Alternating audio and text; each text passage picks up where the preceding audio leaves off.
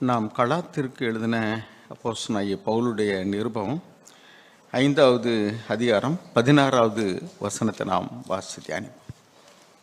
பின்னும் நான் சொல்லுகிறது என்னவென்றால், ஆவிக்கேற்றபடி நடந்து கொள்ளுங்கள், அப்பொழுது மாம்ச இச்சையை நிறைவேற்றாதிருப்பீர்கள். வாக் பை த ஸ்பிரிட், ஆவிக்கு ஏற்றபடி நடந்து கொள்ளுங்கள். அதுக்கடுத்து 25வது வசனம், நாம் ஆவியினாலே பிழைத்திருந்தால் ஆவிக்கேற்றபடி நடக்கவும் கடவும். If we live by the Spirit, let us also walk by the Spirit. நம்ம ஆவியில் வாழ்கிறோம் அப்படின்னா ஆவியில் நடத்தப்படணும். ரோமருக்கு எழுதின நிருபம் 8வது அதிகாரம்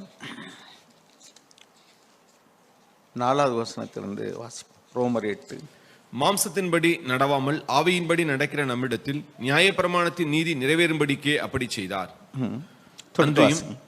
மாம்சத்தின்படி நடக்கிறவர்கள் மாம்சத்திற்கு உரியவைகளை சிந்திக்கிறார்கள், ஆவியின்படி நடக்கிறவர்கள் ஆவிக்குரியவைகளை சிந்திக்கிறார்கள். மாம்ச சிந்தை மரணம், ஆவியின் சிந்தையோ ஜீவனும் சமாதானமுமாம். எப்படி என்றால், மாம்ச சிந்தை தேவனுக்கு விரோதமான பகை. அது தேவனுடைய நியாயப்பிரமாணத்துக்கு கீழ்ப்படியாமலும் கீழ்ப்படிய கூடாமலும் இருக்கிறது. மாம்சத்துக்கு உட்பட்டவர்கள் தேவனுக்கு பிரியமாய் இருக்க மாட்டார்கள். தேவனுடைய ஆவி உங்களில் வாசமாயிருந்தால் நீங்கள் மாம்சத்துக்கு உட்பட்டவர்களாயிராமல் ஆவிக்கு உட்பட்டவர்களாய் இருப்பீர்கள். கிறிஸ்துவின் ஆவி இல்லாதவன் அவருடையவன் அல்ல. மேலும் கிறிஸ்து உங்களில் இருந்தால் சரீரமானது பாவத்தின் நிமித்தம் மரித்ததாயும் ஆவியானது நீதி நிமித்தம் ஜீவனுள்ளதாயும் இருக்கும். அதுக்கடுத்து 13 மாம்சத்தின்படி பிழைத்தால் சாவீர்கள், ஆவியினாலே சரீரத்தின் செய்கைகளை அழித்தால் பிழைப்பீர்கள். 14 மேலும் எவர்கள் தேவனுடைய ஆவியினாலே நடத்தப்படுகிறார்களோ அவர்கள் தேவனுடைய புத்திரராய் இருக்கிறார்கள். அங்கே வாசிக்கிறோம் கலாத்தியர் 5:16 தயவுசெய்து நல்லா கவனிங்க. அதாவது சில விஷயங்கள் நம்ம நல்ல கருத்தாக கவனிக்கலைனாக்கும் நமக்கு புரியாது. நம்ம தேவனுடைய வார்த்தைகளை எவ்வளவோ கேட்குறோம், நிறைய விஷயங்களை சரியாக புரிஞ்சுக்கல, ரெண்டாவது அதை கை கொள்ளலை. இதுதான் நம்முடைய வாழ்க்கையில் இன்னும் கிறிஸ்துவனுடைய சமாதானமும் இளைப்பாறுதல் மற்ற ஒரு வாழ்க்கைக்கு காரணம். அதனால் நம்ம இங்கே வாசிக்கிறோம், நீங்கள் ஆவிக்குரியவர்களாக இருந்தால் ஆவியினால் நீங்கள் நடத்தப்படணும். அப்போ தான் நீங்கள் தேவனுடைய புத்திரர்கள். இயேசு கிறிஸ்து தேவனுடைய குமாரன்னு சொல்கிறோம். இங்கே அதே மாதிரிக்க இந்த ரோமர் 8:14 எவர்கள் தேவனுடைய ஆவியினால் நடத்தப்படுகிறார்களோ அவர்கள் தேவனுடைய புத்திரராக இருக்கிறார்கள். Sons, same word, God son, son of God. Okay, இப்போ தேவனுடைய புத்திரர் அப்படிங்கிறதுக்கும் தேவனுடைய பிள்ளைகள் என்பதற்கும் வித்தியாசம் இருக்குது. இப்போ நம்ம 1 யோவான் 3வது அதிகாரத்தில் நம்ம இப்படி வாசிக்கிறோம். 1 யோவான் 3வது அதிகாரம் 1வது வசனம் வாசிங்க. நாம் தேவனுடைய பிள்ளைகள் என்று அழைக்கப்படுவதனாலே பிதாவானவர் நமக்கு பாராட்டின அன்பு எவ்வளவு பெரிதென்று பாருங்கள். உலகம் அவரை அறியாதபடினாலே நம்மையும் அறியவில்லை. போதும். தேவனுடைய பிள்ளைகள் என்று அழைக்கப்படுவதனால அங்கே என்ன வாசிக்கிறோம்? சைல்ட் ஆஃப் காட் அல்லது சில்ட்ரன் ஆஃப் காட். ஒருமையில் சொல்லும்போது தேவனுடைய பிள்ளைன்னு சொல்கிறோம், பன்மையில் சொல்லும்போது தேவனுடைய பிள்ளைகள். சரி, இப்போ தேவனுடைய பிள்ளை அப்படின்றதுக்கு என்ன அர்த்தம் அப்படின்னா, யாரெல்லாம் தேவனுடைய ஆவியினால் பிறந்து இருக்கிறார்களோ அவர்கள் எல்லாரும் தேவனுடைய பிள்ளைகள் தான். இங்கே நம்ம யாரெல்லாம் மறுபடி பிறந்து தேவனாகிய கர்த்தரை விசுவாசித்து ஆண்டவராக இயேசு கிறிஸ்துவனுடைய ரட்சிப்பை ஏற்றுக்கொண்டிருக்கோமோ அவங்க எல்லாருமே தேவனுடைய பிள்ளைகள் தான். இதுக்கு ஒரே ஒரு லட்சணம் என்ன அப்படின்னா, அவருடைய ஆவியினால் நம்ம மறுபடி பிறந்திருக்கணும், அவ்வளோதான். இப்போ நம்ம எல்லாருமே நம்ம உலகத்தினுடைய காரியங்களுக்கு மறித்து தேவனை பின்பற்றுவோங்கிற தீர்மானத்தோடு கூட நாம் மறுபடி பிறந்திருக்கிறோம், தேவனுடைய பிள்ளைகள் தான். ஆனால் தேவனுடைய புத்திரருங்கிறதுக்கு என்ன அர்த்தம் அப்படின்னா, ஆவியினால் பிறந்தாலே தேவனுடைய பிள்ளை தான், ஆனால் ஆவியினால் நடத்தப்பட்டால் தான் தேவனுடைய புத்திரர்கள். இந்த புத்திரர் அப்படின்னா வளர்ந்த பிள்ளைகள்னு அர்த்தம். பாருங்கள், பிறந்த பிள்ளையும் பிள்ளைன்னு தான் சொல்கிறோம், ஆனால் வளர்ந்த பிள்ளையை நம்ம பிள்ளைன்னு சொல்கிறதுல மகன் மகள்னு சொல்லுவோம். அப்போ இது ரெண்டுக்கும் என்ன வித்தியாசம் இருக்குது அப்படின்னா, அவர்கள் எல்லாருமே நம்ம தேவனுடைய ஆவியினால் பிறந்தவர்கள் தான். ஆனால் நாம் ஒரு தீர்மானம் எடுக்கும் பொழுது நாம் பரிசுத்த ஆவியினால் ஏவப்பட்டு நாம் தீர்மானம் எடுக்கிறோமா, அல்லது நாம் குழந்தைகளை போல மாம்சத்தின்படி தீர்மானம் எடுக்கிறோமா? அதுதான் இந்த வித்தியாசம். தீர்மானங்கள் எடுக்கும்போது தேவ ஆவியினால் நடத்தப்பட்டால் நாம் தேவனுடைய பிள்ளைகள். அதுதான் walking by the spirit. I walk, அதாவது ஒவ்வொரு ஸ்டெப்பையும் நம்ம பின்னாடி இருந்து யாரோ ஒருத்தர் சொல்கிறது போல் நாம் அதுக்கு கீழ்ப்படிந்து நடக்கிறது போல் நடக்கிறது தான். இப்போ ஆவியின்படி நடந்து கொள்ளும் பொழுது அது வந்து கண்டிப்பாக இப்போ இந்த உலகத்தில் நம்முடைய புத்திக்கோ அல்லது நம்முடைய அறிவின்படி பார்த்தாலோ அனுபவத்தின்படி பார்த்தாலோ அது நல்லாவே இருக்காது. ஏன்னா நமக்கு எது நல்லதா தெரியும் அப்படின்னா நம்ம கிட்ட பார்வை உள்ளவங்க. ரெண்டாவது நம்ம எர்த்லி பாயிண்ட் ஆஃப் வியூவில் தான் பார்க்குறோம். பாருங்க, ஐயோ மத்தேயு எழுதின சுவிசேஷம் 16வது அதிகாரத்தில் இதை நீங்கள் கருத்தாக கவனிங்க. நம்முடைய வாழ்க்கை வந்து மறுரூபம் அடைவதற்கு ரொம்ப அவசியமான சத்தியம் இது. மத்தேயு எழுதின சுவிசேஷம் 16வது அதிகாரம் நாம் வந்து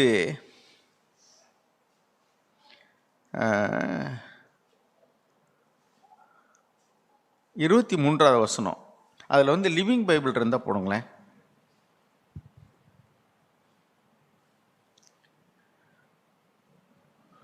அந்த லிவிங் பைபிளில் பின்னாடி பாருங்கள், 16வது அதிகாரம் மத்தேயு 23வது வசனத்தில், you are a dangerous trap to me, you are thinking merely from a human point of view and not from God's point of view, அல்லது எர்த்லி பாயிண்ட் ஆஃப் வியூ. அப்படின்னா சாதாரணமாக ஒரு காரியத்தில் ஒரு தீர்மானம் எடுக்கும் பொழுது மனுஷிகமான கண்ணோட்டத்தில் எது நல்லதோ, எது பார்க்குறதுக்கு நமக்கு லாபமாக இருக்கோ இன்பமாக இருக்கோ நல்லதாக தெரியுதோ அந்த தீர்மானத்தை எடுக்கிறோம். அதுதான் seeing from the earthly point of view. அப்போ பாருங்கள், இப்போ பேதுரு வந்து இயேசுவினிடத்தில் ஒரு யோசனை சொல்கிறாரு. நான் வந்து மரித்து போயிடுவேன் அப்படின்னு சொல்லும் பொழுது, பாடுகளுக்கு உட்படுத்துவேன்னு சொல்லும்போது, ஆண்டவரே இதெல்லாம் நமக்கு நேரிடுவதில்லை என்று அவரை கடிந்து கொள்கிறார். ஏன் அப்படின்னா, அவர் பாடுகளுக்கு உட்படுவதோ அல்லது மரிப்பதோ எந்த மனிதரும் விரும்ப மாட்டாங்க. நம்ம விரும்புவோமா? கண்டிப்பாக விரும்ப மாட்டோம். ஆனால் ஏன் ஆண்டவர் வந்து பேதுரு அவ்வளவாக கடிந்து கொள்கிறார்? ஏனென்றால் அவர் என்ன சொல்கிறார் அப்படின்னா, நீ இந்த மனுஷிய கண்ணோட்டத்தோடு பார்க்குறப்பா எதையும் தேவன் பார்க்குற விதமாக பாரு. அப்போ தேவன் பார்க்குற விதமாக உன்னை பார்க்கும் பொழுது அது நம்முடைய புத்திக்கு, அதுதான் நம்ம வாசிக்கிறோம் 1 கொரிந்தியரில் 1:18, சிலுவை பற்றிய உபதேசம் கெட்டு போகிறவர்களுக்கு பைத்தியமாய் தோன்றும். ஏன்னா பைத்தியகாரத்தனமாக இருக்குது. இப்போ பேதுரு சொன்ன யோசனையை வந்து உலக மனிதர்கள் நல்ல யோசனைப்பாங்க. பாடுகள் நேரிடக்கூடாது, உபத்திரம் நேரிடக்கூடாது. யார் நம்ம விரும்புவோம்? நம்ம யாராவது விரும்புவோமா? கண்டிப்பாக விரும்ப மாட்டோம். ஆனால் ஆண்டவர் வந்து அதுதான் சரிங்கிறார். ஏன்னா அது பரிசுத்த ஆவியானவர் காட்டும் வழி அல்லது தேவன் காட்டும் வழி. அப்போ அதனால தான் அவர் என்ன சொல்கிறாருன்னா, அவருக்கு தோன்றுகிறது அவருக்கும் தெரியும், எது நல்லது கெட்டதுன்னு தெரியும். அப்போ மாம்சத்தில் இருக்கும் பொழுது நம்முடைய புத்தி, நம்முடைய அறிவு, நம்முடைய மாம்சம் உலக பிரகாரமாகவே ஒரு காரியத்தை நமக்கு காட்டுகிறது. இப்போ உலக பிரகாரமாக பார்த்தோம்னாக்கும், மத்தேயு எழுதின சுவிசேஷத்தில் 4வது அதிகாரத்தில் ஆண்டவர் இயேசு கிறிஸ்து பிசாசினால் சோதிக்கப்பட்டார்னு வாசிக்கிறோம். அதை வாசிங்க. 4வது அதிகாரம். ஆவிக்குரிய காரியங்களை நம்ம ஆவிக்குரிய கண்ணோட்டத்தோடு பார்த்து அதே மாதிரிக்கே நம்ம நடக்க ஆரம்பிச்சிட்டோம்னா ஆவிக்குரிய வாக்குத்தத்தங்கள் எல்லாம் நமக்கு ஆம் என்றும் ஆகிடும். மெய்யான சமாதானம் இருக்கும், சந்தோஷம் இருக்கும், என்ன நடந்தாலும் ஒரு இளைப்பாறுதல் இருக்கும். ஆனால் நம்ம பூமிக்குரிய கண்ணோட்டத்திலே பார்க்கும்போது பைத்தியகாரத்தனமாக தெரிகிறது. ஏன் இப்படிலாம் நடக்குது அப்படின்ட்டு. இப்போ பாருங்கள், மத்தேயு எழுதின சுவிசேஷம் 4வது அதிகாரம் 1வது வசனம் வாசிங்க. அப்பொழுது இயேசு பிசாசினால் சோதிக்கப்படுவதற்கு ஆவியானவராலே வனாந்தரத்திற்கு கொண்டு போகப்பட்டார். போதும், இதை யோசிச்சு பாருங்களேன். இப்படி ஒரு தீர்மானம், பிசாசினால் சோதிக்கப்படணும். யார்? இயேசு. சோதிக்கப்படுகிறது யார்? ஆண்டவர். யார் சோதிக்கிறா? பிசாசு. யார் வழி நடத்துகிறா? ஆவியானவர். இது பைத்தியார்த்தன் மீதே இல்லையா? நம்ம யாராவது நம்மகிட்ட இப்படி சொல்கிறான்னு வச்சு, உங்கள் பிள்ளையை அனுப்புங்க பிசாசினால் சோதிக்கப்படணும் அப்படின்னு கேட்டால் நம்ம என்ன சொல்லுவோம்? நம்மளை சோதிக்கிறதுக்கே நம்ம அனுமதிக்க மாட்டோம். பிசாசு வந்து நம்மளை சோதிக்கணும்னு சொன்னால் நாம் வந்து சோதனையே வேண்டான்னு தான் சொல்லுவோம். ஆண்டவர் வந்து சோதனை வேண்டான்னு சொல்ல, அவர் ஜெபம் பண்ண சொல்லும்போது என்ன சொன்னார்னா, சோதனையில் விழுந்து போகாதபடிக்கு. மத்தேயு எழுதின சுவிசேஷம் 6ஆம் அதிகாரத்தில் ஜெபம் பண்ணுறதுக்கு ஆண்டவர் சொல்லி கொடுத்தார்ல, அந்த ஜெபத்தை வாசிங்களேன். 6வது அதிகாரம்.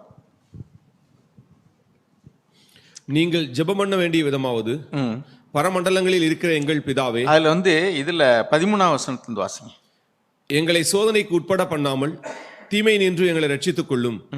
ராஜ்யமும் வல்லமையும் மகிமையும் என்றென்றைக்கும் உடையவைகளே. ஆமென். Deliver us from the evil one. சோதனைக்கு உட்படும் போது நம்ம விழுந்து போயிடாம எங்களை காப்பாத்துங்க. நம்ம எல்லாருமே சோதனையே வரக்கூடாதுன்னு தான் நினைப்போம். ஆனால் பிள்ளைகளை கொண்டு பள்ளிக்கூடத்தில் விட்டுட்டு பரீட்சையே வரக்கூடாதுன்னு நினைப்போமா? பிள்ளைகள்கிட்ட கேளுங்க, பரீட்சையெல்லாம் விரும்பமானா எந்த பிள்ளைக்கும் பரீட்சைன்றது பிடிக்காது தான் இருக்கும். பரீட்சையை வைக்கலன்னா எவ்வளோ ஜாலியாக இருக்கும் அப்படின்னு. இப்போ நமக்கு சின்ன கிளாஸ்லாம் இப்போ எந்த காலத்துலையும் ஃபெயில் ஆக்கவே கூடாது, ஆல் பாஸ் அப்படின்னா ஜாலி அந்த பிள்ளைகளுக்கு.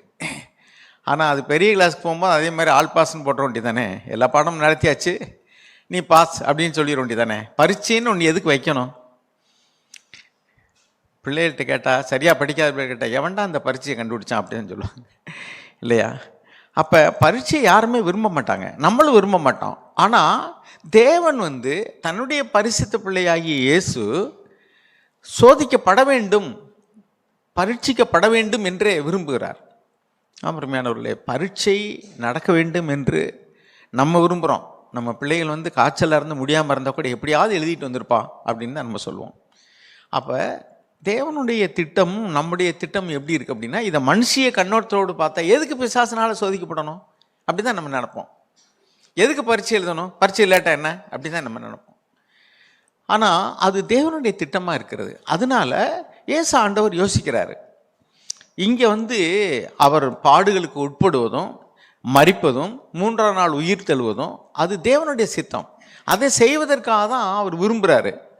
ஆனால் பேதுரு என்ன சொல்கிறாருனாக்க, இப்படிலாம் நேரிடவே கூடாது, என்ன இப்படிலாம் பேசிகிட்டு இருக்கீங்க, என்னமோ அவங்கள உபத்திரப்படுத்துவாங்க, நீ சிலுவையில் அறைவாங்க, நான் செத்து போயிடுவேன், அப்புறம் 3ஆம் நாள் உயிர், இதெல்லாம் பேசக்கூடாது அப்படின்னு சொன்னார்.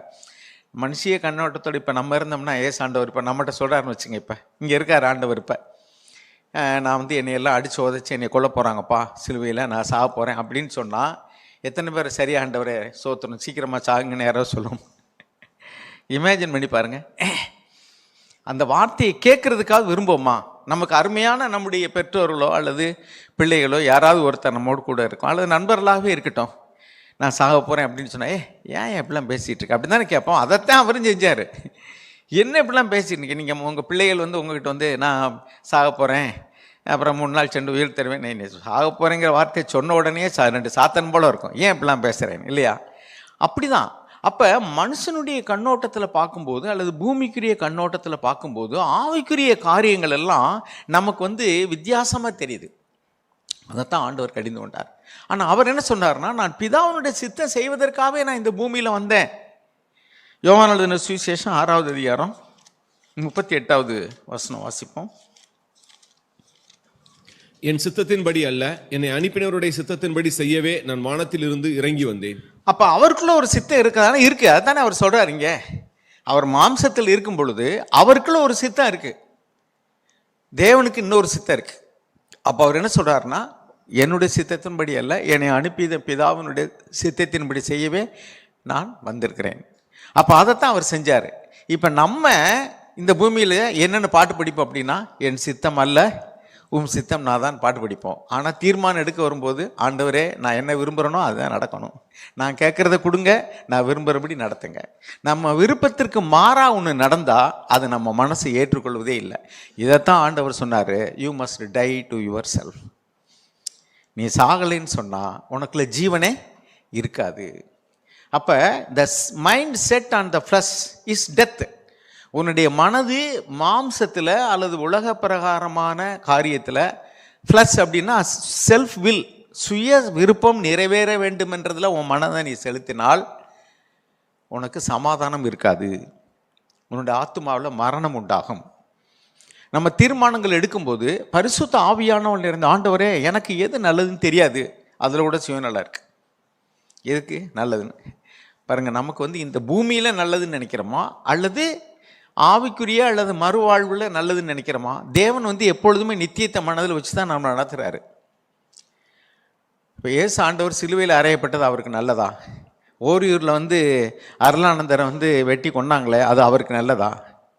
அவர் கல்யாணம் பண்ணாமல் இந்த சென்ட் தாமஸ் அங்கே மலையிலும் குகையில் ஒளிஞ்சு தெரிஞ்சாரே, அதுக்கு அவருக்கு நல்லதா? அதை தப்பிச்சு போகலான்னா போயிருக்கலாமா இல்லையா? போகலாம். அவர்கள் எல்லாருமே தேவனுடைய சித்தம் நிறைவேற வேண்டும் என்பதற்காகவே தங்களை அர்ப்பணித்தார்கள். அப்போ அவர்களே தேவன் இவருடைய பிள்ளைகள் என்று சொல்வதற்கு அவர் வெட்கப்படவே இல்லை. பாருங்கள், எபிரேயருக்கு எழுதின நிருபம் 11வது அதிகாரம். நாமல் தேவனுடைய பிள்ளைன்னு சொல்லிக்கொள்ள விரும்புகிறோம், தேவனுடைய புத்திரர்கள் என்று சொல்லிக்கொள்ள விரும்புகிறோம். நாங்கள் வந்து ஆவிக்குரியவர்கள், நாங்கள் பூமிக்குரியவர்கள் அல்ல, நாங்கள் உலகத்தார் அல்ல, அப்படிலாம் நம்ம பேசிடுறோம் சில நேரத்தில். ஆனால் தீர்மானங்கள் எடுக்கும்போது நம்முடைய சித்தத்தை செய்கிறது தான் நம்ம விரும்புகிறோம். நமக்குள்ள எப்பெல்லாம் சமாதானம் இல்லையோ அப்போ அந்த இருக்கு, இந்த mind set and the flesh is death. Those who live according to the flesh will not have peace. அவருக்குள்ள சமாதானம் இருக்காது. அப்போ ஏன் அநேக நேரங்களில் நம்ம சமாதானத்தை இழந்து போகிறோம்னா, நம்ம மனசை வந்து மாம்சத்தின்படியே சிந்திக்கிறோம். இதுக்கு பின்னாடி தேவன் இருக்கிறாரு, அவர் நடத்துவார் அப்படின்னு நினைக்கிறல. பாருங்க, எபிரேயர் எழுதின நிருபம் 11வது அதிகாரம் 16வது வசனம் வாசிங்க. அதில் ஒரு வார்த்தை எழுதியிருக்கு பாருங்களேன். அதையல்ல, அதிலும் மேன்மையான பரமதேசத்தையே விரும்பினார்கள். ஆகையால் தேவன் அவர்களுடைய தேவன் என்னப்பட வெட்கப்படுகிறதில்லை. அவர்களுடைய தேவன் என்று சொல்வதற்கு தேவன் வெட்கப்படவில்லை. இப்ப நம்மளை பார்த்து பரிசுத்தத்தின் தேவன், உங்க பேரை போட்டுக்குங்க, இன்னாருடைய தேவன் என்று சொல்ல தேவன் வெட்கப்படுவாரா அல்லது சந்தோஷப்படுவாரா? இங்க எழுதியிருக்கு, அவர்களுடைய தேவன் என்று சொல்ல அவர் வெட்கப்படவில்லை.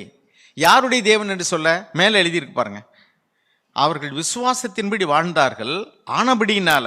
அங்க வாசிங்க, 13வது வசனத்தின் வாசிங்க. இவர்கள் எல்லாரும் வாக்குத்தத்தம் பண்ணப்பட்டவைகளை அடையாமல் தூரத்திலே அவைகளை கண்டு நம்பி அணைத்து கொண்டு பூமியின் மேல் தங்களை அந்நியரும் பரதேசிகளும் என்று அறிக்கையிட்டு விசுவாசத்தோட மரித்தார்கள்.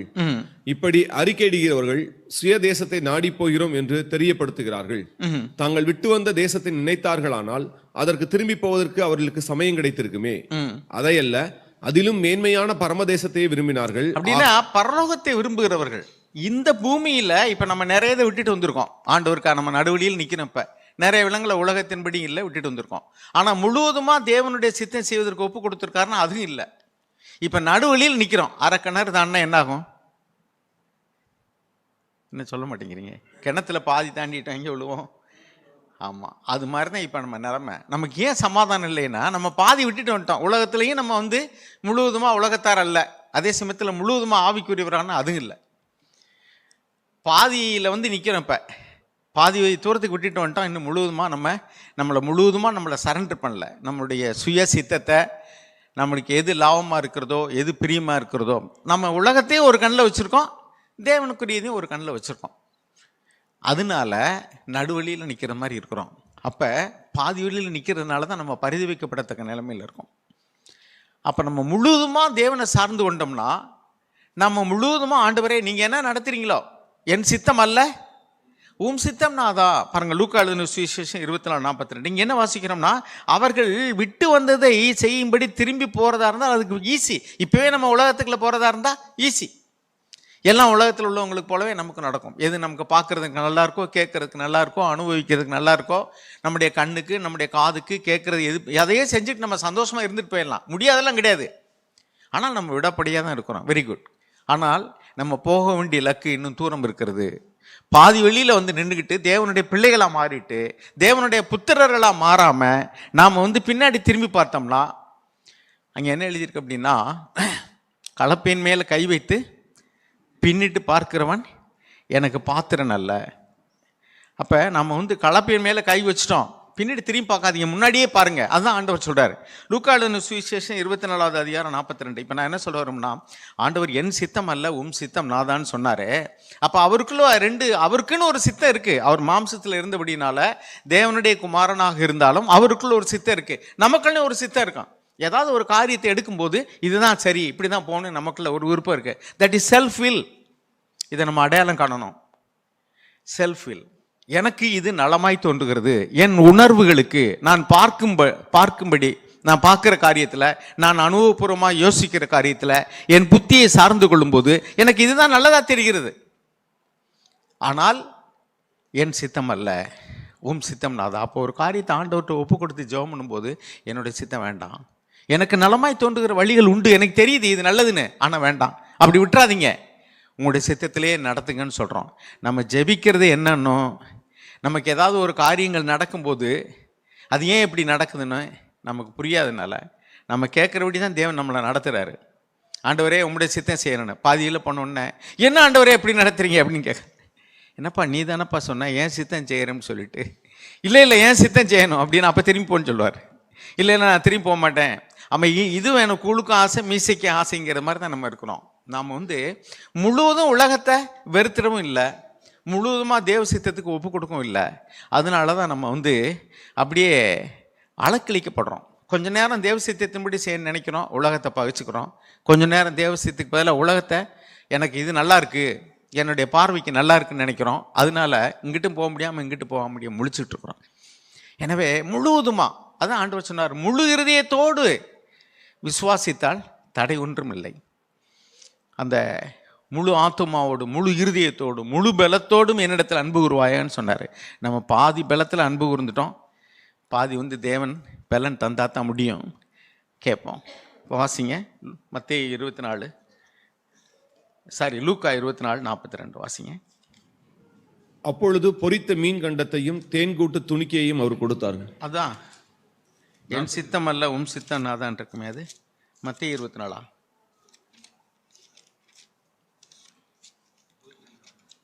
ஒரு நிமிஷம்.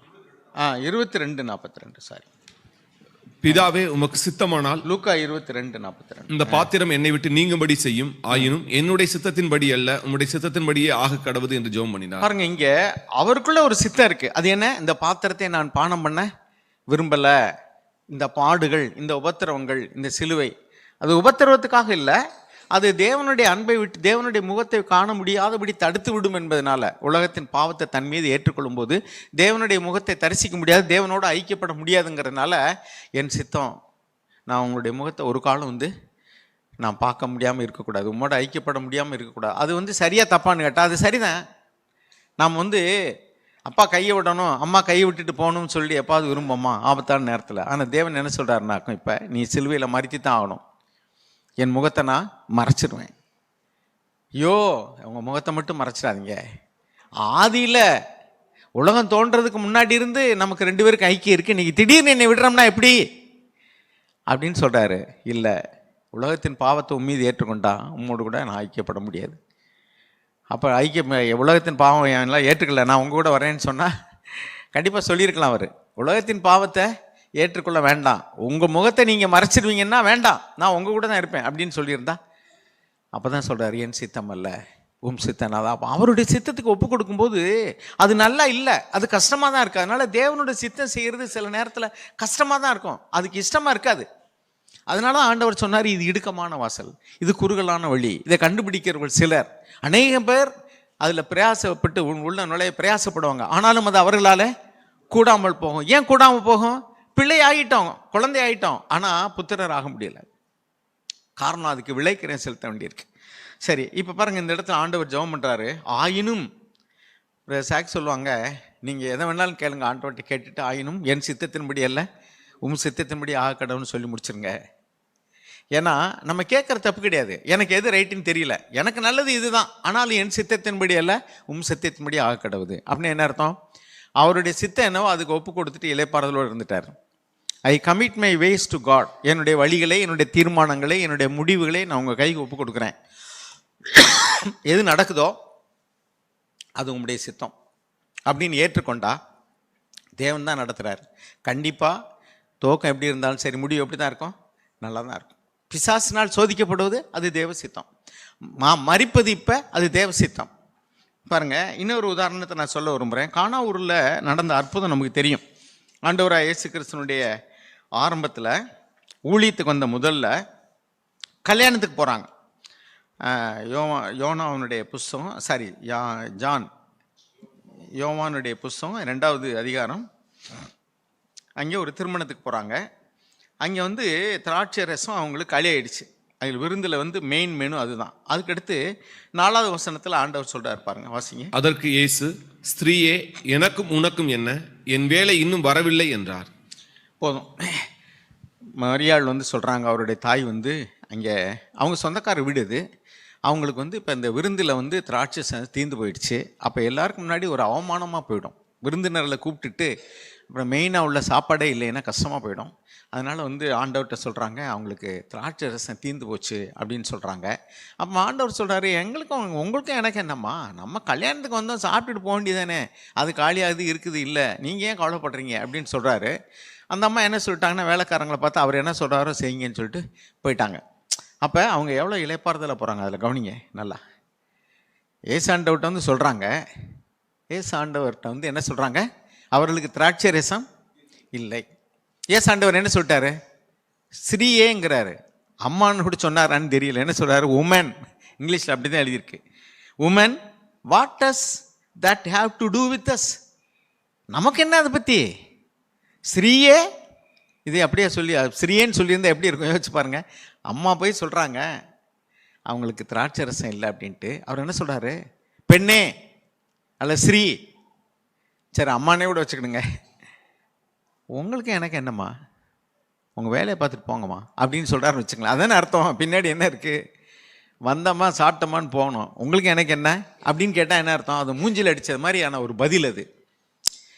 அவங்க என்ன செய்கிறாங்க பாருங்கள், அவங்ககிட்ட நம்பிக்கை போகலை, வீண் போகலை. அவர் நிச்சயமாக ஏதாவது செய்வாருங்கிற நம்பிக்கை இருக்குது. அதே சமயத்தில் வேலைக்காரில் பார்த்து அவர் என்ன சொல்கிறாரோ அதை செய்யுங்க அப்படின்னு என்ன அர்த்தம், அவர் ஏதாவது சொன்னால் செய்யுங்க, அவர் வந்து ஏய் போங்கப்பா அப்படின்னு சொல்லிட்டா, நான் ஒன்றும் செய்யலைன்னு சொல்லிட்டா என்ன அர்த்தம், அதையும் செய்யுங்க, அதானே அர்த்தம். அவர் என்ன சொல்லுகிறாரோ அது நம்படி செய்யுங்கன்னு சொல்லிட்டு அவங்க இளைப்பாறுதலோட போயிட்டாங்க. அவங்க எவ்வளோ ஒரு பரிசுத்த ஸ்ரீங்கிறத பாருங்கள். என்ன நான் சொல்கிறேன், இது வரைக்கும் நான் இப்படி ஏதாவது கேட்டிருக்கேன், என்ன இப்படி பேசுகிற தம்பி அப்படின்னு அவர் என்ன செய்யலை, கடிந்து கொள்ளவே இல்லை. அவங்க அந்த அம்மா வந்து அவரை பேசவே இல்லை. எனக்கும் உனக்கு என்னங்கிறாரு. அந்த அம்மா வந்து இல்லை, அவங்க வேலைக்காரங்கிட்ட சொல்லிட்டு இளைப்பாறுதலோட, இதுதான் இளைப்பாறுதல். ஆவிக்குரியவர்களுக்கு வேண்டிய இளைப்பாறுதல் என்னென்னா, வந்தாங்க கேட்டாங்க, அவர் செயலைன்ற மாதிரி பேசிட்டார், எடுத்தறிஞ்ச மாதிரி பேசிட்டாரு, இளைப்பாறுதலோடு இருக்கிறாங்க. அவர் என்ன சொல்கிறாரோ செய்யுங்க. என்ன சொல்கிறாருன்னா என்ன அர்த்தம், அவர் என்ன வேணாலும் சொல்லலாம், அதுதான் அர்த்தம். அவர் வந்து ஏதாவது ஒரு அற்புதமாக ஏதாவது செய்யலாம், ஏதாவது ஒரு வழியை சொல்லலாம், கடையில் போய் வாங்கிட்டு வாங்கன்னு சொல்லலாம், அல்லது இருக்கிற வச்சு போடுன்னு சொல்லலாம், அல்லது என்னம்மா பண்ணிட்டு போங்க ஏன்னு கூட சொல்லலாம். ஆனால் அந்த அம்மா எவ்வளோ இளைப்பாறுதலோடு சொல்லிட்டாங்கன்னா, அவர் என்ன சொல்லுகிறாரோ அதன்படி செய்யுங்கள், அவ்வளோதான். அப்படின்னா என்ன அர்த்தம், leaving the matter to you. செஞ்சாலும் சரி செய்யாட்டாலும் சரி, என் வேலை முடிஞ்சிச்சு, போயிட்டாங்க. என்ன வாழ்க்கை பாருங்கள், உண்மையிலே அது ரொம்ப அருமையான வாழ்க்கை தான். ஆனால் ஏசாண்டவர் வந்து அப்போ செய்ய முடியாட்டாரு. அப்போ அதுக்கடுத்து என்ன செய்கிறாருன்னு பாருங்களேன். அதுக்கடுத்து பாருங்க, அதுக்கு தொடுத்து வாசிங்க. இயேசு அவருடைய தாய் வேலைக்காரரை நோக்கி, அவர் உங்களுக்கு என்ன சொல்லுகிறாரோ அதன்படி செய்யுங்கள் என்றால், யூதர்கள் தங்களை சுத்திகரித்து போதும். இப்போ என்ன சொல்றாரு ஆண்டவர், ஃபில் த வாட்டர் பார்ட்ஸ். 7வது வசனம் வாசிங்க. இயேசு வேலைக்காரரை நோக்கி, ஜாடிகளிலே தண்ணீர் நிரப்புங்கள் என்றார். அவர்கள் அவைகளை நிறைய நிரப்பினார்கள். அவர் அவர்களை நோக்கி, நீங்கள் இப்பொழுது முண்டு பந்தி விசாரிப்புக்காரனிடத்தில் கொண்டு போங்கள் என்றார். அவர்கள் கொண்டு போனார்கள். இங்கேயும் பாருங்க, இந்த வேலைக்காரருடைய விசுவாசம் ரொம்ப பெருசுதான். மற்றவங்களுக்கு தெரியாது, பந்தி இருந்தவங்களுக்கு தெரியாது என்ன நடந்துச்சுன்னு. ஆனால் வேலைக்காரங்களுக்கு தெரியும், கட்ஜாடியில் என்ன தான் ஊற்றிருக்காங்க, தண்ணி. அதில் ஒன்றும் எசன்ஸை கலக்கலை, சீனியை போடலை, சர்க்கரையை போடலை, பழத்தை பிழிஞ்சு விடலை, அல்லது இவர் தொட்டி எதுவும் அற்புதம் செய்யலை. இவர் தூர்ந்துக்கிட்டு அந்த ஜாடியை பூரா தண்ணியில் நிரப்புங்கிறாரு. எந்த தண்ணியை நிரப்புறாங்கன்னு அவங்களுக்கு தெரியும். அவங்க வந்து டேப் வாட்டரோ அல்லது கிணத்து வாட்டரோ தான் நம்ம வந்து ஊற்றிருப்பாங்க. இப்போ என்ன சொல்கிறார், கொண்டு போய் அங்கே பந்திக்காரன்ட்ட கொடுப்பாங்கிறாங்க. உண்மையிலேயே நம்மெல்லாம் விசுவாசம் இல்லைன்னா எப்படி நினைப்போம், பந்திக்காரன் குடிச்சு பார்த்துவிட்டு, அவர் குடிச்சும் பார்க்கலையே, அவர் குடிச்சு பார்த்தாரா, இல்லை. அவங்கள குடிச்சு பார்க்க, குடிச்சு பாருங்கப்பா இப்போ எப்படி இருக்குன்னு சொன்னாரா, அதுவும் இல்லை. ஜாடி அங்கே தான் இருக்குது, தண்ணி அவங்க தான் மோண்டு ஊற்றுறாங்க, அதில் எதுவுமே நடக்கலை. வானத்தை எண்ணாந்து பார்த்து, பிதாவே இந்த தண்ணியை வந்து திராட்சை ரசமாக மாற்றுங்கன்னு ஜெபம் பண்ணாரா, இல்லை. கையை போய் தொட்டாரா, இல்லை. அல்லது ஏதாவது கலக்கினாரா, இல்லை. அவங்களுக்கு தெரியும் இது சுத்தமான தண்ணின்னு தெரியும். அவங்ககிட்ட கொண்டு என்ன சொல்கிறாருன்னா, போய் அந்த பந்தி விசாரிப்புக்காரன்ட்ட கொண்டு கொடுறான்னா, இதை கொண்டு கொடுத்தா அவன் நம்ம மூஞ்சில் தூக்கி எறிஞ்சானா என்ன செய்யறவன், யாரா தண்ணி முதட்டு வச்சோன்னு கேட்டால் என்ன சொல்கிறீங்க, அப்படி தானே யோசனை வரும். ஆனால் அவங்க பாருங்கள், அந்த அம்மா சொன்னதை அப்படியே செய்கிறாங்க. அந்த வேலைக்காரர்கள் இருக்கக்கூடிய கீழ்ப்பிடிதில் பாருங்களேன், அவர் என்ன சொல்கிறாரோ அதை செய்யுங்கன்னாங்க, மெக்கானிக்கலாக செய்கிறாங்க பாருங்கள். இதுதான் இந்த புத்திசாலிகளுக்கு வந்து விசுவாசம் இல்லாமல் போகிறதும், புத்தி கம்மியாக இருக்கிறவங்க சொன்னதை செய்வாங்க. ஒரு மண்டுன்னு வச்சுங்களேன், தண்ணி கொண்டு கொடுறான்னு கொடுப்பான். ஒரு முறை வந்து நான் இந்த மில்லில் வேலை செஞ்சேன். அந்த டாய்லெட்லாம் க்ளீன் பண்ணுறதுக்கு ஸ்கேவெஞ்சர்ஸ்ன்னு இருப்பாங்க, ஒருத்தர் இருந்தார். அவர் போய், நான் அப்போ சும்மா ஒரு இதுக்காக சொல்கிறேன், மில்லில் அந்த நான் அப்போ ஆஃபீஸராக இருந்தேன். அப்போ வந்து இந்த டாய்லெட்லாம் வந்து என்ன செய்வாங்கன்னா, நோட்டீஸில் போய் ஒட்டிடுவாங்க. அந்த யூனியன் தொழிற்சங்கங்கள்லாம் அரசியல் நோட்டீஸு, சினிமா நோட்டீஸு அதெல்லாம் ஒட்டுவாங்க. அப்போ நான் அப்போ தான் அதெல்லாம் நல்லா க்ளீன் பண்ண சொல்லி ஒயிட் வாஷ் பண்ணி நீட்டாக வச்சுருந்தேன். நான் அப்போ என்ன செஞ்சேன்னா, அந்த ஸ்கேவெஞ்சரை கூப்பிட்டு போய் எதுவும் நோட்டீஸ் இருந்தால் கிழிச்சிட்டு வாங்கன்னு சொல்லிட்டேன். அவர் போய் எல்லாத்தையும் கிழிச்சிருக்காரு. ஒரு ஆள் ஒரு யூனியன் தலைவர் வந்திருக்காரு, ஏய் உனக்கு அறிவு இருக்கா, அதெல்லாம் பழைய நோட்டீஸ் கிழிச்சே சரி, நான் இப்போ தான் ஒட்டியிருக்கேன், நம்ம கிழிச்சிடுவேன், எனக்கு அறிவு இருந்தால் நான் ஏன் கிழிக்கிறேன், ஆஃபீஸர் கிழிக்க சொன்னாலும் கிழிச்சேன், அவ்வளோதான், அங்கே போய் கேளுன்ட்டு வந்துட்டார். இப்போ நீங்கள் பாருங்களேன், இப்போ மிலிட்ரியில் இருக்கிறாங்கன்னு வச்சுங்க, இந்த தற்கொலை படைக்கு தான் சொல்லுவாங்க, ஆள் எப்படி எடுப்பாங்களா, நான் கமாண்டோஸ்ன்னு இருக்காங்கல்ல, அவங்க வந்து தற்கொலை படை, அவங்க உயிருக்கு அவங்க உத்தரவாதம் கிடையாது அந்த வேலையில் இருக்கிற வரைக்கும். என்ன சொல்லுவாங்களா, அந்த கப்பலில் விட்டு கடலுக்குள்ளே நிறுத்தி என்ன செய்வாங்களா, லெஃப்ட் ரைட் பாங்களாம். அந்த ஓரத்தில் வரும்போது லெஃப்ட்டுன்னு வச்சா எங்கே தான் விழுகணும், கடலுக்குள்ளே தான் விழுகணும். லெஃப்ட் ரைட்னு சொல்லிட்டு விட்டா அவன் எவன் வந்து அதுக்கு பின்னாடி லெஃப்ட் ரைட்டுன்னு சொன்னாங்க, அவன் வச்சு தான் ஆகணும். அப்படி வச்சான்னா அவனை தான் செலக்ட் பண்ணுவாங்களே, ஏன் அவன் சாகிறதுக்கு ரெடி எடு. சில நேரங்கள் ஏன்னா அந்த கப்பல் புகைப்போக்கிகளெல்லாம் இலங்கையில் நான் கேள்விப்பட்டிருக்கேன். ஒரு முறை அந்த விடுதலை புலிகள் என்ன பண்ணாங்களாம், கீழே வந்து பெரிய டாங்கி வச்சு நிற்கிறான் இராணுவம். இவன் என்ன பண்ணியிருக்கான்னா அங்கேருந்து அப்படியே அந்த புகை குண்டுக்குள்ளே குதிச்சிட்டான் உள்ள. அது வந்து ஒரு இராணுவ வீரர், விடுதலை புலிகள் தான் கொண்டு போனதுன்னு நினைக்கிறேன். ராணுவ வீரர் நம்ம மேலே குண்டை கட்டிக்கிட்டு அந்த புகை போய்க்கில் உள்ளே உடுத்து வெடிச்சு வச்சு நான் டமார டேங்க் காலி. இப்படிலாம் செய்ய சொன்னால் ஏன் செய்வான், புத்தி உள்ளவன் என்ன யோசிப்பான், ஏய் இல்லை நீங்கள்லாம் நல்லா சுதந்திரம் வாங்கிட்டு என்ஜாய் பண்ணுறதுக்கு நான் சாகணுமா, அப்படி தானே கேட்போம். அப்போ இங்கே என்னன்னா அந்த விசுவாசத்தில் சாகிறனாலும் ரெடி, அப்படி இருக்கிறாங்க பாருங்கள். இந்த வேலைக்காரன்ட்ட வந்து தண்ணியை ஊற்றுனா ஜாடியில் ஊற்றுனா கொண்டு சப்ளை பண்ணால் சப்ளை பண்ணுறான். அவன் சொல்கிறான் குடிச்சு பார்த்தே எங்கேயா வச்சுருந்த எவ்வளவுன்னு சொல்லிட்டு அந்த மணவாளன்ட்ட போய் கேட்குறான். அப்போ இந்த நடந்த அற்புதத்தில் நான் இப்போ கேள்வி கேட்குறேன்னா, முதல்ல மாட்டேன்னு சொன்னார்ல, அப்புறம் எப்படி போய் செஞ்சார், இப்போ அதுக்குள்ளே என்ன நடந்தது ஆண்டவரே சொல்கிறார் பாருங்க எப்படி செய்கிறோம்னா. யோவான் எழுதின சுவிசேஷம் 5வது அதிகாரம், நமக்கு தெரிஞ்ச வசனம் தான், 19 வாசிங்க.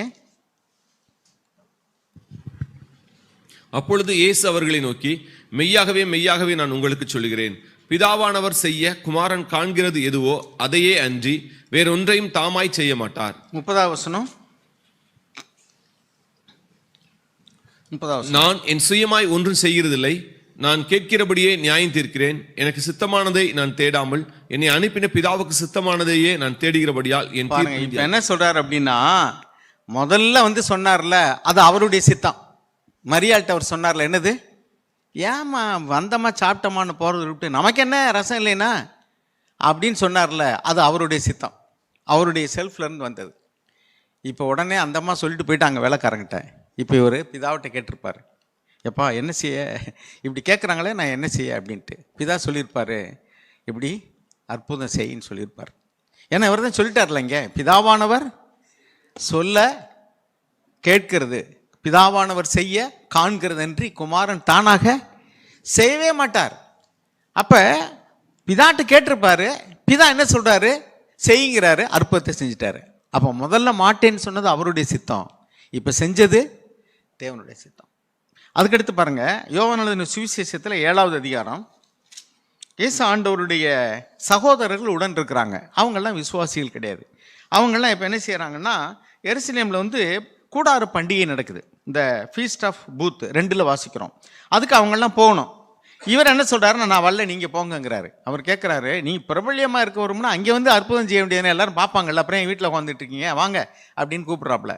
இவர் சொல்கிறார், உங்களுடைய வேலை எப்பொழுதும் ஆயத்தமாக இருக்குது, என்னுடைய வேலையோ இன்னும் வரலைன்ட்டார். 7வது வசனம் வாசிங்க. உலகம் 7-8 வாசிங்க. உலகம் உங்களை பகைக்க மாட்டாது, அதன் கிரியைகள் பொல்லாதவளாய் இருக்கிறது என்று நான் சாட்சி கொடுக்கிறபடினாலே அது என்னை பகைக்கிறது. நீங்கள் இந்த பண்டிகைக்கு போங்கள், என் வேலை இன்னும் வராதபடியால் நான் இந்த பண்டிகைக்கு இப்பொழுது போகிறதில்லை என்றார். 9வது வசனம். இவைகளை அவர்களுடனே சொல்லி பின்னும் கலிலேயாவிலே தங்கினார். அவங்க போயிட்டாங்க, இவர் தங்கிட்டார். அடுத்து என்ன நடக்கு? 10வது வசனம். அவருடைய சகோதரர் போன பின்பு அவர் வெளியரங்கமாய் போகாமல் அந்தரங்கமாய் பண்டிகைக்கு போனார். போதும். இப்போ என்ன நடந்தது ரெண்டுக்கும்? பிரதர்ஸ் கூப்பிட்றாங்க, சேர்ந்து போயிருக்கலாம்ல, பாதுகாப்பு தானே. ஒரு ஆளை போகிறதுக்கு சேர்ந்து போனால் பாதுகாப்பு தான். கூப்பிட்றது இவர் என்ன சொல்லிட்டாருன்னா, நான் வரல போங்க, என் வேலை இன்னும் வரலைன்ட்டாரு. அவங்க போயிட்டாங்க. உலகம் உங்களை பகைக்கலப்பா, நீங்கள் வேணால் ஒன்றும் செய்ய மாட்டாங்க, நான் வந்தால் ஏதாவது பிரச்சனை வரும், நான் வரல நீங்கள் போங்க அப்படின்னு சொல்லிட்டாரு. அதுதாப்புல போகிறாரு. ஏன் போகிறாரு, எப்படி போகிறாரு அப்படின்னா, பிதாவிட்ட கேட்டிருப்பாரு. எப்படி? பிதாவே அவங்கெல்லாம் போயிட்டாங்க, நான் மட்டும்தான் இங்கே இருக்கிறேன், உங்கள் சித்தம் என்னன்னு கேட்டிருப்பாரு. பிதா என்ன சொல்லியிருப்பாரு? ஏன்னா அந்த யோவான் 5:19-30 இங்கே அப்ளை பண்ணுங்க. ஏன்னா நான் எதுவுமே செஞ்சால் பிதாவை கேட்காம செய்ய மாட்டேன், அப்படி தானே அர்த்தம். இங்கே I can do nothing of my own initiative கேட்டிருப்பாரு. எப்படி கேட்டிருப்பாரு? நான் இப்போ என்ன செய்யணும், பிதா ஆவியானவருமா சொல்லியிருப்பாரு, நீ போ, இப்போ போ, இந்த நேரத்தில் போ, ஆனால் ரகசியமாக போ. பகிரங்கமாக போக வேண்டாம், ரகசியமாக போ. ரகசியமாக போ, பகிரங்கமாக பேசு, அப்படிதான் அர்த்தம். ரகசியமாக போ, அங்கே போய் சேர்ந்த பின்னாடி பகிரங்கமாக பேசு. அப்போ அதுக்கடுத்து பாருங்கள் 7வது அதிகாரம் 20வது வசனம் வாசிங்க. ஜனங்கள் அவருக்கு பிரதியுத்தரமாக, நீ பிசாசு பிடித்தவன், உன்னை கொலை செய்ய தேடுகிறவன் யார் என்றார்கள். அதுக்கடுத்து வாசிங்க. இயேசு அவர்களை நோக்கி, ஒரே கிரியையை செய்தேன், அதை குறித்து எல்லாரும் ஆச்சரியப்பட்டு. தொடர்ச்சியை நம்ம வாசிக்கிட்டே இருக்கட்டும். அதுக்கு பின்னாடி 37வது வசனம் வாசிங்க. பண்டிகையின் கடைசி நாளாகிய பிரதான நாளிலே இயேசு நின்று சத்தமிட்டு, ஒருவன் தாகமாய் இருந்தால் என்னிடத்தில் வந்து பானம் பண்ண கடவன். பார்த்தீங்களா, முதல்ல நான் வரவே இல்லைன்ட்டாரு, ரொம்ப ரகசியமா போறாரு, கடைசியில பகிரங்கமா கத்துறாரு. அங்க என்ன எழுதியிருக்காரு? சத்தமிட்டு அப்படிங்கிறார். அப்ப அங்கே அவர் மறையவே இல்லை. அது நம்ம முதல்ல வாசிச்ச வசனத்தை என்ன வாசிக்கிறோம்? கூட்டம் 20வது வசனத்துல த கிரவுட் ஆன்சர்னு வாசிக்கிறோம் 20வது வசனத்துல. அப்ப அங்கே போய் மறைஞ்சுக்கிட்டு இருக்கல. அப்ப ஒவ்வொரு ஸ்டெப்லையும் பாருங்க, இன் எவ்ரி ஸ்டெப் முதல்ல மாட்டேங்கிறாரு, அப்புறம் மறைஞ்சு போறாரு, பகிரங்கமா பேசுறாரு, கத்துறாரு. முதல்ல சொன்னதுக்கு இப்போ 2வது செஞ்சதுக்கு எவ்வளோ எதிர்மறையாக இருக்குது பார்த்தீங்களா? யோசிச்சு பாருங்க. வரவே மாட்டேன்னு சொன்னவர் ரகசியமாக போகிறாரு, ஆனால் அங்கே போய் பகிரங்கமாக தான் இருக்கிறாரு. கடைசி நாளில் கத்துறாரு, கத்தி பேசுகிறாருங்க, கிரைட் அவுட் அப்படின்னு. அப்போ என்ன அர்த்தம்னா, எவ்ரி ஸ்டெப்பு, ஒவ்வொரு ஸ்டெப்லையும் ஆண்டவர் என் சித்தம் அல்ல உம் சித்தம். எப்படி போனா போவார், இருனா இருப்பார், பேசுனா பேசுவார், பேசாதன்னு பேச மாட்டார். என்ன ஆண்டவரே, எப்போ தானப்பா சொன்னீங்க அங்கே ரகசியமாக போ, பகிரங்கமாக போகாத அப்படின்னு சொன்னீங்க, இப்போ என்ன எல்லாருக்கும் முன்னாடி நின்று கத்த சொல்கிறீங்களே, அப்போ எல்லாருக்கும் பார்ப்பான்ல? ஆமாம் பார்ப்பாங்க. அதை பற்றிலாம் அவர் கவலை கிடையாது. இதா போனா போவார், ரகசியமாக போவான்னா போவார், போகாதேன்னா போக மாட்டார். அப்போ அதில் தான் ஒவ்வொரு ஸ்டெப்லையும் அவர் என்ன சொல்கிறாருன்னா, என் சித்தம் அல்ல உம் சித்தம்னா தான். இப்போ இதுதான் ஆண்டவர் இயேசு நமக்கு வச்ச மாதிரி. 1 யோவான் 2ஆம் அதிகாரம் 6ஆம் வசனம் வாசிங்க. 1 யோவான் 2:6. அவருக்குள் நிலைத்திருக்கிறேன் என்று சொல்லுகிறவன் அவர் நடந்தபடியே தானும் நடக்க வேண்டும். அவருக்குள் நிலைத்திருக்கிறேன் என்று சொல்லுகிறவன், நம்ம லாஸ்ட் வீக் கூட பார்த்தோம். அவர் நிலைத்திருக்கணும், அவருடைய வார்த்தையில் நிலைத்திருக்கணும், அவருடைய அன்பில் நிலைத்திருக்கணும், அவருடைய தாழ்மையில் நிலைத்திருக்கணும். இங்க என்ன வாசிக்கிறோம்? அவருக்குள் நிலைத்திருக்கிறேன் என்று சொல்லுகிறவன், the one who says he abides in him ought himself to walk in the same manner as he walked. அவர் எப்படி நடந்தாரோ அதே மாதிரி நடக்க வேண்டும். அதைத்தான் நம்ம முதல்ல வாச்சோம். மறுபடியும் அந்த வசனத்துக்கு போவோம். கலாத்தியருக்கு எழுதின நிருபம் 5வது அதிகாரம்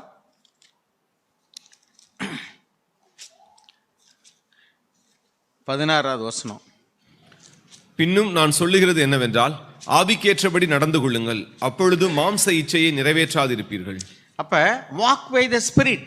அப்புறம் 25வது வசனம், நாம் ஆவியினாலே பிழைத்திருந்தால் ஆவிக்கேற்றபடி நடக்கவும் கடவும். போதும். அருமையானவர்களே, ஆவிக்கேற்றபடி நடக்கிறது என்ன அப்படின்னா, step by step led by the spirit. ஒவ்வொரு காரியத்திலையும் தீர்மானம் எடுக்கும்போது என் சித்தம் அல்ல உம் சித்தம் நாதான். நம்முடைய சித்தம் நமக்கு நல்லா தெரியுது, அவருடைய சித்தம் நல்லா தெரியல. ஆனால் நம்முடைய சித்தத்தை மரணத்துக்கு ஊற்றி, அதுதான் இங்கே. அதுக்கு இடையில் உள்ள வசனத்தை பாருங்களேன். கலாத்தியர் 5:16க்கும் 25க்கும் இடையில் உள்ள வசனம் வாசிங்க. 24. ஏன்னா 17லேருந்து மாம்சத்தினுடைய கிரியை என்னென்னு எழுதியிருக்கு, 22, 23 ஆவியின் கனி என்னன்னு லிஸ்ட் போட்டிருக்கு. அதுக்கடுத்து அந்த 16க்கும் 25க்கு இடையில இன்னொரு வசனம் இருக்கு பாருங்க. 24 வாசிங்க. கிறிஸ்துவின் உடையவர்கள் தங்கள் மாம்சத்தையும் அதன் ஆசை இச்சைகளையும் சிலுவையில் அறைந்திருக்கிறார்கள். கிறிஸ்துக்குரியவர்கள் மாம்சத்தையும் அதன் ஆசை இச்சைகளையும் சிலுவையில் அறைந்திருக்கிறார்கள். மாம்சம்னா என்ன? நான் சொல்லியிருக்கேன், இட் செல்ஃப் வில், சுய விருப்பம். அப்ப நம்ம கிறிஸ்துக்குரியவர்களாக இருந்தால் சுய விருப்பத்தை சிலுவையில் அறைய வேண்டும். we must wait for what God is doing. தேவன் என்ன சொல்றார் அதை செய்யணும். அது புத்தியீனமா தெரியும் நமக்கு. ஏன்னா நம்ம மாம்சத்தின்படி சிந்திச்சோம்னா அதெல்லாம் ஒரு புத்தியீனமா தெரியும். என்ன இது இப்படி போய் இது நல்லா தெரியுதுன்னா அந்த என்ன சொல்லுவாங்கல்ல, கண்ணை கட்டிக்கிட்டு காட்டுக்குள்ள போறது மாதிரி. கண்ணு இருந்து இப்படி கண்ணை கட்டிட்டு போறியா, உனக்கே தெரியலையா இது அப்படின்னு சொல்லுவான். ஆனா தேவனுடைய வழிகளை தான் ஆண்டவர் சொல்ற, என்னுடைய வழிகளும் உன்னுடைய வழிகளும் ஒன்றல்ல. My ways are not your ways. ஏசாயா 55:8 வாசிங்க.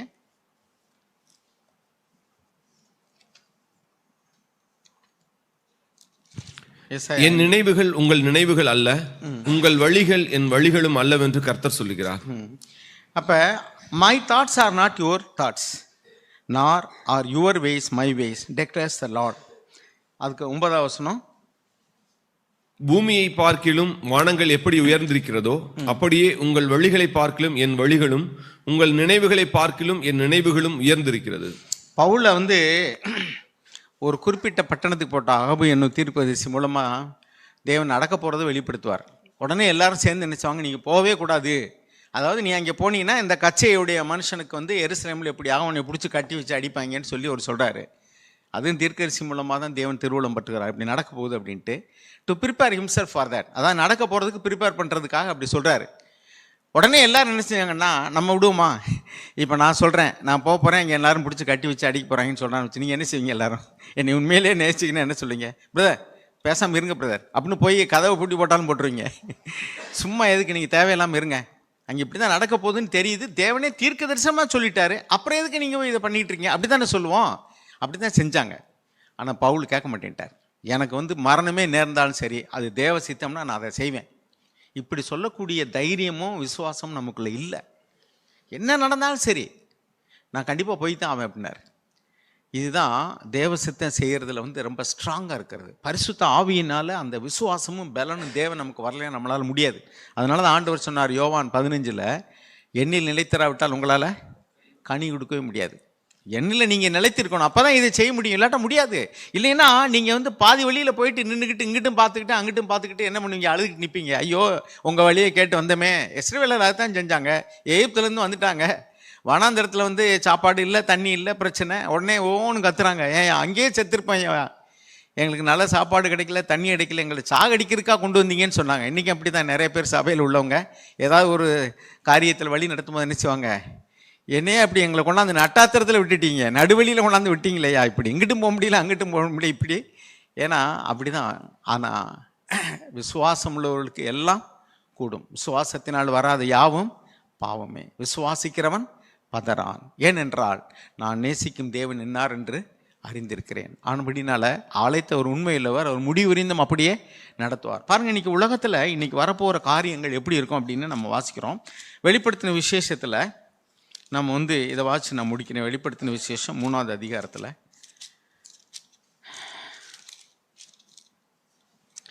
10வது வசனம். இன்னைக்கு உலகத்தில் என்ன நடக்க போகுதுனாக்கோ, கிறிஸ்தவர்களுக்கு உபத்திரவம் நடக்கும் அப்படி தான் எழுதியிருக்கு. உபத்திரவம் நடக்கும்னே ஆண்டவர் முதல்ல சொல்லிட்டாரு. அது தேவ சித்தம். இது நம்ம நடக்கவே கூடாதுங்கிறோம். நம்ம பிள்ளையை விழுந்துடவே கூடாது, ஆனால் நீ நடக்காத, நீ போகாத, என்னமா நடக்கணும் நீ போகாத.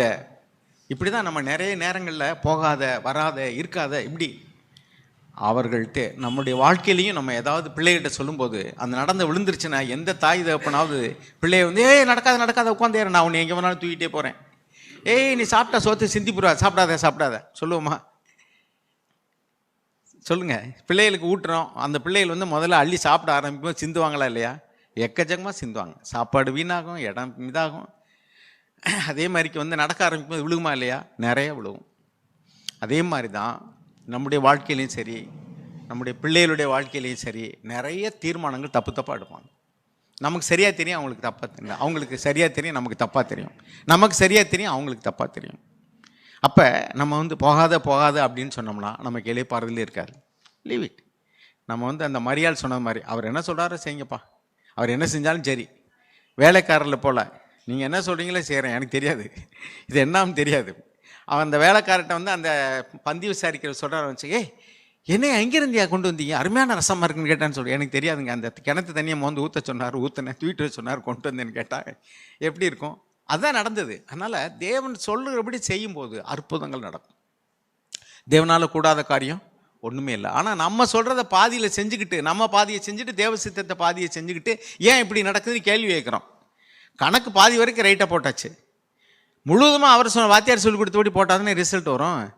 பாதியில் போட்டுவிட்டு எனக்கு தெரியும் இனி நான் பார்த்துக்கிறேன், நம்ம ஃபார்முலாவில் போனோம்னா சரி, 2 ஃபார்முலாம் ஒர்க் அவுட் ஆகுது, அந்த ஃபார்முலாம் ஒர்க் அவுட் ஆகுது, நம்ம ஃபார்முலாம் ஒர்க் அவுட் ஆகுது, ரிசல்ட் புதுசாக ஒன்று வரும். வாத்தியாருக்கும் தெரியாது ஆன்சர் எப்படி வச்சுன்னு, பையனுக்கும் தெரியாது. ஸோ இங்கே பாருங்கள், 3வது அதிகாரம் 10வது வசனம் வாசிப்போம். என் பொறுமையை குறித்து சொல்லி வசனத்தை நீ காத்து கொண்டபடியினால் பூமியில் குடியிருக்கிறவர்களை சோதிக்கும்படியாக பூச்சக்கரத்தின் மேலெங்கும் வரப்போகிற சோதனை காலத்திற்கு தப்பும்படி நானும் உன்னை காப்பேன். பாருங்க, பூச்சக்கரத்தின் மேல் எங்கும் சோதனை காலம் வரப்போகிறது. யோவான் 16:33 வாசிக்கிறோம். உலகத்திலே உங்களுக்கு உபத்திரவம் உண்டு, ஒளிமறைவே கிடையாது. கிறிஸ்தவர்களுக்கு வரக்கூடிய காலம் கொடிதாக தான் இருக்கும். ஒவ்வொரு வருஷமும் இந்த ஹாப்பி நியூ இயர் ஆய்வுன்னு நடுராத்திரியில் உட்காந்துக்கிட்டு ஜெபம் பண்ணிக்கிட்டு இருக்காங்க. ஒவ்வொருத்தரும் பல வாக்கு தத்தங்களை கொடுப்பாங்க. இப்படி நடக்க போகுது, அப்படி நடக்க போகுது, இந்த வருஷம் உங்களுக்கு ரெட்டிப்பான ஆசீர்வாதம். ஒவ்வொரு வருஷமும் இனி வரக்கூடிய வருஷம் கிறிஸ்தவர்களுக்கு மோசமான காலமாக தான் இருக்கும். பைபிள் அப்படி தான் சொல்லுது. உபத்திரவத்தில் எங்கும் பூச்சக்கரத்தில் எங்கும்னா all through the world it is going to be very difficult. 2 தீமோத்தேயு 3 எழுதியிருக்கு, லிவிங் பைபிள் எழுதியிருக்கு, it is going to be very difficult to be a Christian in the last days. கடைசி நாட்களில் இந்த உலகத்தில் கிறிஸ்தவர்களாக வாழ்வது கஷ்டம். வாங்குறதுல கஷ்டம், கொடுக்கறதுல கஷ்டம். பாருங்க, நான் அந்த ஒரு இடத்துல ஒரு சபைக்கு வந்து ட்ரஸ்ட் ரெஜிஸ்டர் பண்ணணும், கொடுத்து 1 மாதம் ஆச்சுங்க. அந்த ரெஜிஸ்டர் ஆஃபீஸில் பதிய முடியல. ஒன்றும் இல்லை, அது ஒரு பெரிய வேலையே கிடையாது, செய்ய மாட்டேங்கிறாங்க. ஒரு இடத்துல சபைக்கு இடம் வாங்கியாச்சு, பட்டா இடம், சொந்த இடம், பக்கத்தில் யாரும் வீடே கிடையாது. அதுக்கு அப்ரூவல் வாங்கினாக்கா கிட்டத்தட்ட 1 வருஷம் ஆகப்போது, கிடைக்கவே இல்லை. Why this happening? The last days are going to be very difficult for us to be Christians. அதையே வந்து லஞ்சத்தை கொடுத்தீங்கன்னா, அதில் தப்பான வழியில் போனீங்கன்னா, பொய் சொல்லணும்னா பொய் சொன்னீங்கன்னா ஈஸியாயிரும். லஞ்சம் கொடுனா லஞ்சம் கொடுத்தீங்கன்னா ஈஸியாயிரும். அதை செய்ய மாட்டேன்னு சொன்னால் கஷ்டமாயிரும். பட் ஆண்டவர் சொல்கிறார், it is going to be very difficult. ஆனால் நான் என்ன சொல்கிறேன், என்னுடைய பொறுமையை காத்து நான் சொல்கிறபடி நீ நடந்தீன்னா ஐ வில் ஹெல்ப் யூ. என்ன சொல்கிறார் ஆண்டவர்? அதில் அந்த வசனத்தில் என்ன எழுதியிருக்கு கடைசியாக? அதை வாசிங்க. நம்ம 3வது அதிகாரம், வெளிப்படுத்தின விசேஷம் 3:10. என் பொறுமையை குறித்து சொல்லி வசனத்தை நீ காத்து கொண்டபடியினால் பூமியில் குடியிருக்கிறவர்களை சோதிக்கும்படியாக பூச்சக்கரத்தின் மேலெங்கும் வரப்போகிற சோதனை காலத்திற்கு தப்பும்படி நானும் உன்னை காப்பேன். தப்பும்படி நானும் உனக்கு உதவி செய்வேன். 1 கொரிந்தியர் 10 எழுதியிருக்கு, மற்ற மனுஷர்களுக்கு நேரிடுகிற சோதனை எல்லாமல் உங்களுக்கு புதுசாக ஒன்றும் வரல.